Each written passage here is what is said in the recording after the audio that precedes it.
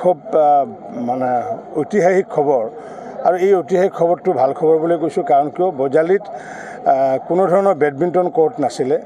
ভগৱানে মোকে প্ৰেৰণ কৰিছিলে যে বজালীত বা বাগমাৰাত বেডমিণ্টন কোৰ্ট বনাবলগীয়া আছে ইনডোৰ ষ্টেডিয়াম বনাবলগীয়া আছে আৰু যাৰ কাৰণে আমি টিটকাত যিহেতু 50 কোটি টকা ব্যয় সাপেক্ষে যিহেতু ষ্টেডিয়াম নিৰ্মাণ কৰিছোঁ বা আছোঁ বা চলি আছে অতিৰিক্তভাৱে বাগমাৰা অঞ্চলত আমি এতিয়া যিহেতু বাগমাৰাখন যিহেতু আমি আদৰ্শ গাঁও বুলি কওঁ গতিকে বাগমাৰা অঞ্চলত আজি আমি আমাৰ মহাবিদ্যালয়ত নৰ্থ কামৰূপ মহাবিদ্যালয়ত আমি এইটো ইনডোৰ ষ্টেডিয়াম 1 কোটি টকা ব্যয় সাপেক্ষে নিৰ্মাণ কৰি উলিয়াইছোঁ আৰু এইটো এটা আমাৰ বাগমাৰাৰ সম্পদ নহয় বজালীৰ সম্পদ আৰু ইয়াতে ৰাষ্ট্ৰীয় পৰ্যায় বা ৰাজ্যিক পৰ্যায়ৰ খেল অনুষ্ঠিত কৰিব পাৰিব মই ভাবোঁ আজিৰ দিনটো ক্ৰীড়াপ্ৰেমীসকলৰ কাৰণে এটা ঐতিহাসিক দিন আমাৰ নৰ্থ কামৰূপ মহাবিদ্যালয়ৰ কাৰণে ঐতিহাসিক দিন যিহেতু আমাৰ ইয়াতে এনেকুৱা এটা বেডমিণ্টন কোৰ্ট বা ইনডোৰ ষ্টেডিয়াম হ'ল ইয়াৰে সম্পূৰ্ণ মেনেজমেণ্টৰ দায়িত্বত থাকিব মহাবিদ্যালয় পৰিচালনা সমিতিয়ে থাকিব বা অধ্যক্ষ থাকিব যিসমূহ ৰাষ্ট্ৰীয় পৰ্যায় বা ৰাজ্যিক পৰ্যায়ত তেনেকুৱা প্ৰফেশ্যনেল খেল হ'লে